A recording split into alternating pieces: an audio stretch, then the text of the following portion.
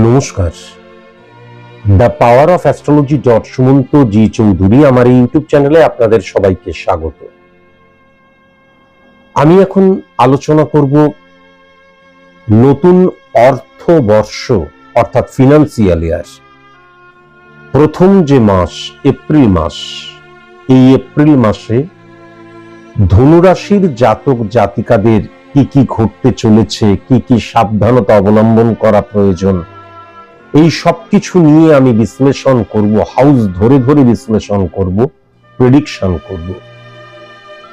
আমার আজকের এই আলোচনাটা পরিপূর্ণভাবে সার্বিক মতে আলোচনা, স্পেসিফিক ভাবে আমার পক্ষে আলোচনা করা সম্ভব নয়। কেন? তার কারণ কেবল পশ্চিমবঙ্গকে যদি ধরা হয় তাহলে সেখানে কয়েক লক্ষ ধনুরাশির জাতক জাতিকা আছেন। প্রত্যেকের date of birth, time of birth, place of birth আলাদা, জন্ম ছক আলাদা, সুতরাং স্পট ইমপ্লিমেন্টেশন ছক আলাদা। প্রত্যেকটি মানুষ আলাদা হওয়ার জন্য কালপুরুষ ছক আলাদা। সুতরাং স্পেসিফিক ভাবে আমার পক্ষে আলোচনা করা কখনোই সম্ভব নয়। যদি আপনারা নিজের প্রেডিকশন করতে চান, নিজের সম্পর্কে জানতে চান, তাহলে অবশ্যই কিন্তু রিয়েল সায়েন্টিফিক অ্যাস্ট্রোলজারের কাছে যাওয়া বাধ্যতামূলক। এখন প্রশ্ন যেটা হচ্ছে, রিয়েল সায়েন্টিফিক অ্যাস্ট্রোলজার কি করে বুঝব? যখন আমার date of birth, time of birth, place of birth থাকবে না, তখন কোনো মতেই রিয়েল সায়েন্টিফিক অ্যাস্ট্রোলজার আপনার হাত দেখতে চাইবে না। হাত দেখা আর যাই হোক অ্যাস্ট্রোলজি সাবজেক্টের অন্তর্ভুক্ত নয়। তার কারণ হাতের যে রেখা, এইগুলো নার্ভের দ্বারা সৃষ্ট হয়, আর অ্যাস্ট্রোলজিক্যাল প্ল্যানেট রিপ্রেজেন্ট করে আমাদের হরমোনকে। এটা কিন্তু অবশ্যই মাথায় রাখার প্রয়োজন আছে। যখন আমার date of birth, time of birth, place of birth নেই, একমাত্র কালপুরুষ ছক দ্বারা, বেসড অন স্পট ইমপ্লিমেন্টেশন ছক, চোখের কর্নিয়া দ্বারা ক্যালকুলেশন করে ছক ক্রিয়েট করা হয় এবং তারপর প্রেডিকশন করা হয়। লাস্ট 7.5 বছর ধরে আমি দেখিয়ে এসেছি 100% অ্যাকুরেট প্রেডিকশন করা যায়। সংখ্যাতত্ত্ব পার্ট অফ অ্যাস্ট্রোলজি, মানে আমি যখন কোনো অ্যাস্ট্রোলজিক্যাল ক্যালকুলেশন করছি সেখানে কিন্তু সংখ্যাতত্ত্বকে ব্যবহার করা হয়, কিন্তু সংখ্যাতত্ত্ব দ্বারা কখনোই প্রেডিকশন করা সম্ভব নয়। এটা মাথায় রাখার প্রয়োজন আছে। আর সায়েন্টিফিক অ্যাস্ট্রোলজারেরা কিন্তু স্পট ইমপ্লিমেন্টেশন ছক ক্রিয়েট করতে পারে। কেমন? এখন যদি আপনারা মনে করেন আমার কাছে আসবেন, তাহলে আমার কিছু নিয়ম আছে। প্রথম নিয়ম, আমি কিন্তু পলিটিশিয়ানদের এবং সেলিব্রিটিদের প্রেডিকশন করি না। যারা আপনারা হাতের মধ্যে জেমস্টোন পরে আছেন এবং জেমস্টোনকে রেমেডি মনে করছেন, তারা কখনো আমার চেম্বারে আসবেন না। কখনো আপনি নিজে হয়তো দেখাচ্ছেন না, আপনার সন্তানকে নিয়ে আসছেন, হাজবেন্ডকে নিয়ে আসছেন, অথবা ওয়াইফকে নিয়ে আসছেন, অথবা আপনি রেফার করছেন, করবেন না, কখনো করবেন না। এখন আপনি প্রশ্ন করতেই পারেন, তাহলে জেমস্টোন কি রেমেডি নয়? রেমেডি কি রেমেডি নয়, এই নিয়ে লাস্ট 7.5 বছর ধরে ক্ল্যারিফাই করে আসছি, বলছি কেবল না। আজকে আমি সেইটার কোন উত্তর দেব না। আমি শুধু এইটুকুই বলবো, আমার কাছে যখন আপনি আসছেন, আমার চেম্বারে আসছেন, আমাকে দিয়ে প্রেডিকশন করাতে আসছেন, তখন আমার নিয়ম যেইটা সেইটাকে ফলো বা মেনটেন করে অবশ্যই আসতে হবে। আপনি যখন আমার কাছে আসছেন তখন সাদা কাগজ হয়ে অ্যাস্ট্রোলজি সম্পর্কে কোনো বোধ বুদ্ধি কিচ্ছু নেই আমার। কখনো আচ্ছা মাঙ্গলিক কি আমার, কখনো প্রশ্ন করবেন না, কখনো প্রশ্ন করবেন না। এইগুলো নিয়ে লাস্ট 7.5 বছর ধরে আমি রীতিমতো বিদ্রোহ করছি, বিপ্লব করছি। তাই জন্য আমি একদম সাদা কাগজ হয়ে স্যারেন্ডার করে এলাম একদম। আর যদি মনে হয় আমি হলু, আমি সব জানি, তাহলে কখনো আপনি আমার কাছে আসবেন না। বেকার বেকার ঝামেলা সৃষ্টি করে লাভ কি, এটা কিন্তু অবশ্যই মাথায় রাখবেন। যারা ভীষণ সিরিয়াস তারাই কেবল আসবেন। একজন সায়েন্টিফিক অ্যাস্ট্রোলজার প্রেডিক্টর, সমাজ সংস্কারক নয়। আপনার পজিটিভ সাইড নিয়ে তিনি আলোচনাই করবেন না। কেন না? পজিটিভ সাইডকে রেকটিফাই করার প্রয়োজন পড়ে না। আপনার যে নেগেটিভিটি, সেই নেগেটিভিটিকে ফাইন্ড আউট করা এবং শর্ট আউট করাটাই কিন্তু একজন অ্যাস্ট্রোলজারের দায়িত্বের মধ্যে পড়ে। তাই জন্য অবশ্যই কিন্তু মাথায় রাখবেন, তারাই আমার কাছে আসবেন। আমি এলাম, প্রেডিকশন করালাম, শুনলাম, নেগেটিভিটি ফাইন্ড আউট করা হলো, বাড়ি চলে গেলাম, তারপর দূর ভাগ্যে যা আছে তাই হবে, আসবেন না। আপনি এতটাই সিরিয়াস হবেন যে আমি আমার নেগেটিভিটিটা শুনলাম, তারপর যুদ্ধকালীন তৎপরতায় বাই হুক বাই ক্রুক ঘটি বাটি বিক্রি করে হলেও আপনি নেগেটিভিটিকে অফ করবেন। এতটাই সিরিয়াস যদি আপনি হন, তবেই আপনি আমার কাছে আসবেন। তার কারণ জীবনের সাথে কম্প্রোমাইজ কখনো করতে নেই। যদি আমি ধনু রাশির ক্ষেত্রে লক্ষ্য করি, তাহলে 1 নাম্বার ঘরের অধিপতি গ্রহ পাওয়ারফুল হয়ে রয়েছে এবং 4 নাম্বার ঘরের অধিপতি গ্রহ বৃহস্পতি পাওয়ারফুল হয়ে রয়েছে, রবির দ্বারা ভাইব্রেশন ক্রিয়েট করছে। ধনুরাশির জাতক জাতিকাদের মূলত যেটা, সেটা হচ্ছে মেন্টাল স্ট্রেংথ মারাত্মক। কোনো কাজ যখন সে শুরু করবে, এপ্রিল মাসের কথা বলছি, কিন্তু পুরো ক্যালকুলেশনটা সার্বিক মতে আমি এই এপ্রিল মাসের ছক দ্বারাই কিন্তু করছি। সুতরাং একটা টার্গেট আমি যখন ঠিক করে নিলাম, টার্গেটটা ঠিক করা, ঠিক টার্গেট ঠিক করলাম তো না বেঠিক টার্গেট ঠিক করলাম, এটা একটা কিন্তু ইম্পর্টেন্ট ব্যাপার। কিন্তু টার্গেট যখন আমি ঠিক করে নিলাম, তারপর কিন্তু আমি শেষ দেখে ছাড়বো, এই মানসিকতা কিন্তু আমি ধনুরাশির জাতক জাতিকাদের ক্ষেত্রে মারাত্মকভাবে লক্ষ্য করতে পাচ্ছি। যদিও এই এপ্রিল মাসের মধ্যে ফ্লাকচুয়েশনের জায়গাটাও লক্ষ্য করা যাচ্ছে, কিন্তু আমার ভেতরের যে জ্ঞান রয়েছে, এক্সপিরিয়েন্স রয়েছে, তার দ্বারা প্রতিবন্ধকতাকে ওভারকাম করে আমি বেরিয়ে যেতে পারবো এবং সফল হব, সেটাও কিন্তু লক্ষ্য করা যাচ্ছে। সেকেন্ড হাউসকে যদি খুব ভালো মতন দেখা যায়, তাহলে 5th হাউসের অধিপতি গ্রহ কিন্তু আবার 12 হাউসের অধিপতি গ্রহ, তাহলে মঙ্গলের যে রিফ্লেকশন, চরম সফলতার জায়গা লক্ষ্য করা যাচ্ছে। তাহলে আমাদের জীবনে সফলতা বলতে 95 থেকে 98% অর্থনৈতিক সফলতাকে বোঝায়। তাহলে অর্থনৈতিক দিক দিয়ে চরম সফলতার জায়গা লক্ষ্য করা গেলেও সঞ্চয়ের জায়গাটা ডিক্রিজ হয়ে যেতে পারে, বা ভুল জায়গায় ভুল খাতে আমি কিন্তু অর্থ ওয়েস্ট করে দিলাম, নষ্ট করে দিলাম, খরচা করে দিলাম, সেই জায়গাটাও কিন্তু লক্ষ্য করা যাচ্ছে। মাথায় রাখার প্রয়োজন আছে 5 নাম্বার ঘরে শুক্রের রিফ্লেকশন, চন্দ্রের রিফ্লেকশন, রাহুর রিফ্লেকশন। তাহলে আমার ইম্পর্টেন্ট কোনো ডকুমেন্ট কিন্তু হারিয়ে যেতে পারে বা মিসপ্লেস হতে পারে, আমার অর্নামেন্টস, আমার অর্থ চুরি হয়ে যেতে পারে। এখান থেকে কিন্তু ভেরি ভেরি কসাস এবং কনসাস। মূল্যবান কোনো জিনিস, মূল্যবান কোনো নথি মিসপ্লেস হতে পারে বা চুরি হয়ে যেতে পারে, এটাও কিন্তু মাথায় রাখার অবশ্যই প্রয়োজন আছে। প্রচুর অর্থ ইনকামের জায়গা, সোর্স অফ ইনকাম বা আমি সুযোগ সুবিধা পাওয়ার জায়গাটা, সেই রুটটা পাওয়ার জায়গা আমি লক্ষ্য করতে পারছি এবং সেখান থেকে কিন্তু টেরিফিক রেজাল্ট পাওয়ার জায়গা লক্ষ্য করা যাচ্ছে, সুদূর প্রসারী রেজাল্ট। কিন্তু ওয়েস্ট অফ মানির জায়গাটাও মারাত্মকভাবে কিন্তু লক্ষ্য করা যাচ্ছে। আবার যদি খুব ভালো মতন দেখা যায়, মঙ্গল শনির যে একত্রীকরণ এবং শনি উচ্চস্থ হয়ে রয়েছে, সুতরাং মঙ্গল নেগেটিভ হচ্ছে না বটে, কিন্তু তবুও বলছি সাবঅর্ডিনেট থেকে, কর্মচারী থেকে ভেরি ভেরি কসাস এবং কনসাস। মানসিক ভাবে হঠাৎ করে তারা কিন্তু তোমাকে আঘাত দিতে পারে বা তোমার বিরুদ্ধে চলে যেতে পারে, ফিজিক্যালি না গেলেও। সেখান থেকেও কিন্তু ভেরি ভেরি কসাস এবং কনসাস অবশ্যই কিন্তু হওয়া প্রয়োজন।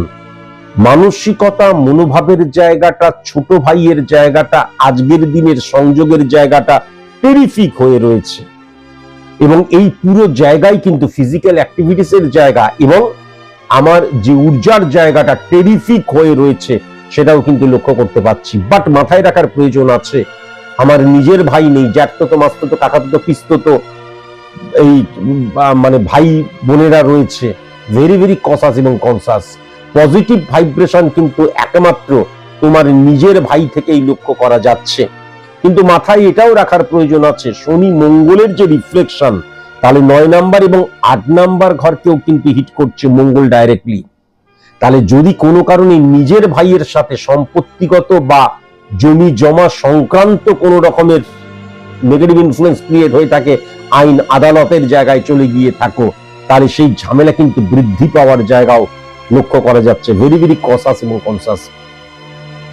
যদিও পলিটিশিয়ানদের আমি প্রেডিকশন করি না, তবুও বলছি ধনু রাশির জাতক জাতিকা যারা পলিটিশিয়ান তাদের কিন্তু মিলিয়ে নেবে।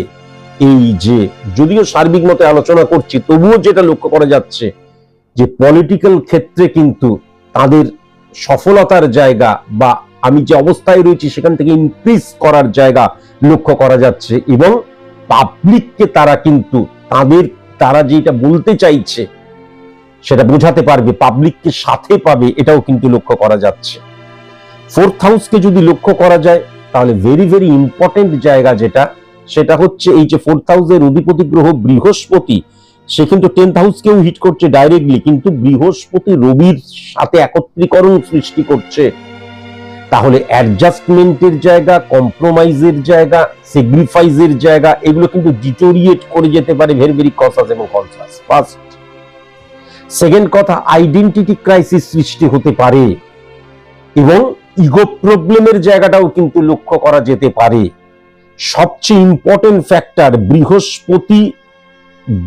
বৃহস্পতি এবং রবির যে একত্রীকরণের যে দৃষ্টিটা, সেটা কিন্তু 8th হাউসকে নেগেটিভ করে দিচ্ছে। সুতরাং মাথায় রাখার প্রয়োজন আছে, প্রথমত হচ্ছে ঘরের মধ্যেও কিন্তু কোন রকমের এমন কোন মানুষ যে তোমার সাথে শত্রুতা করছে সেটাও হতে পারে।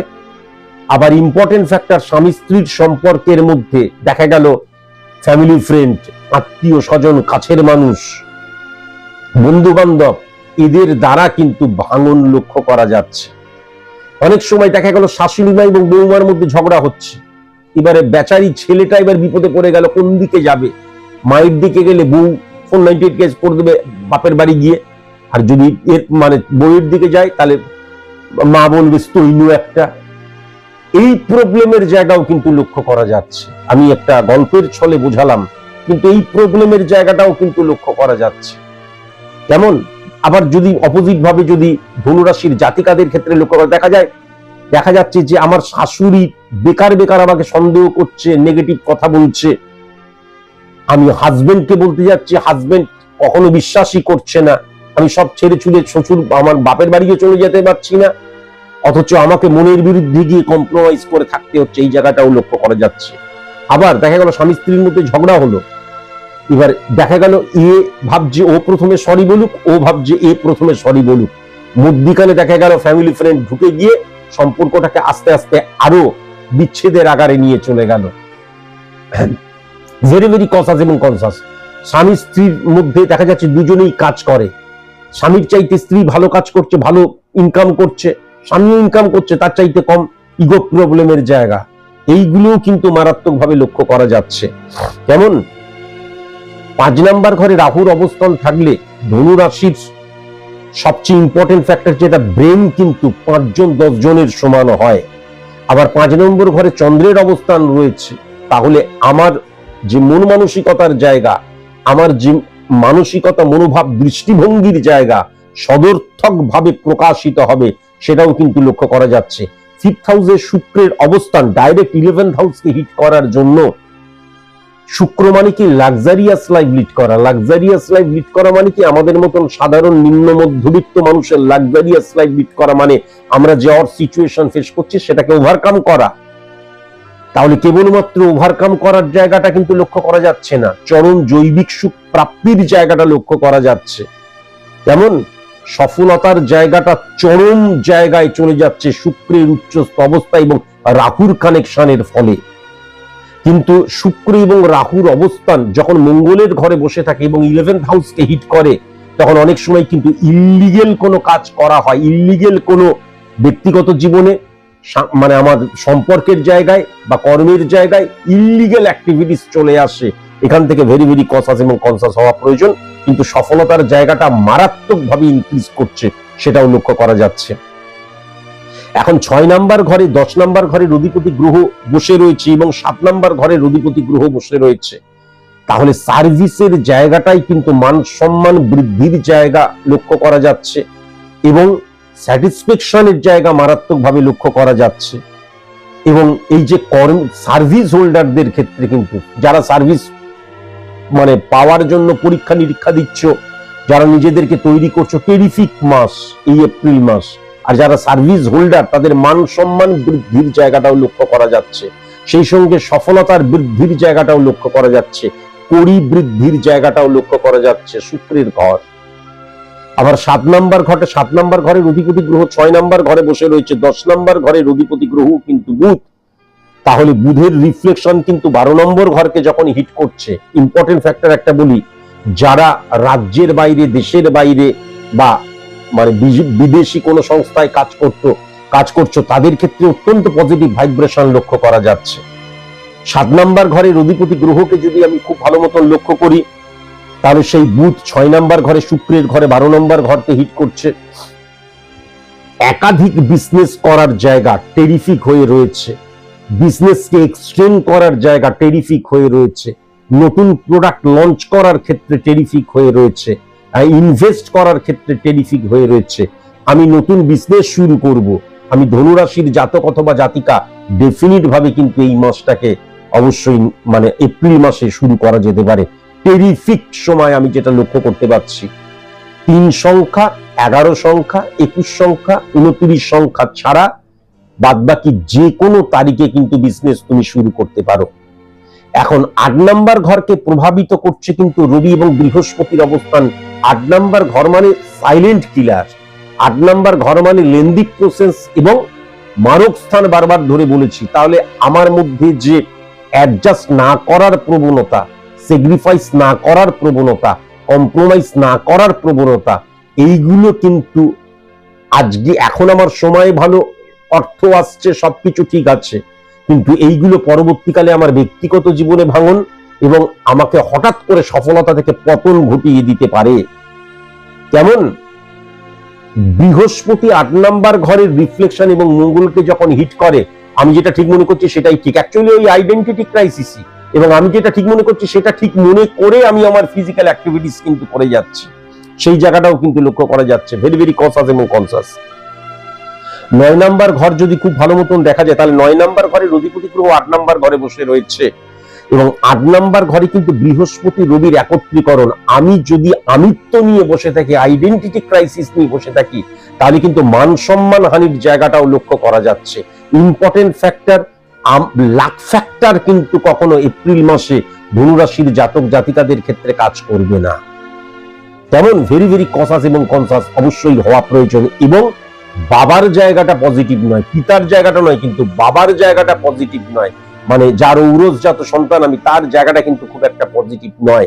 তিনি অসুস্থ হয়ে পড়তে পারেন বা তিনি ভুল কোনো কাজ করতে পারেন, তার মুখ দিয়ে ভুল কোনো কথা বেরিয়ে যেতে পারে, তার ফলে পারিবারিক ঝামেলা সৃষ্টি হতে পারে, এটাও কিন্তু লক্ষ্য করা যাচ্ছে। এখান থেকেও ভেরি ভেরি কনসাস এবং কনসাস।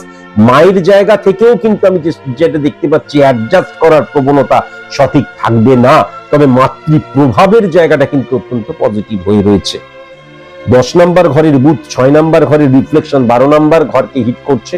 তাহলে মূলত যেটা লক্ষ্য করা যাচ্ছে, 10 নম্বর ঘর মানে ক্ষেত্রের জায়গা, আমার জীবনের প্রত্যেকটি ক্ষেত্রে সফল হওয়া, স্যাটিসফ্যাকশনের ক্ষেত্রে কিন্তু দূরবর্তী স্থানের সাথে যদি কানেকশন থাকে, সেটা অত্যন্ত ফ্রুটফুল হয়ে উঠবে, সেটাও কিন্তু লক্ষ্য করা যাচ্ছে।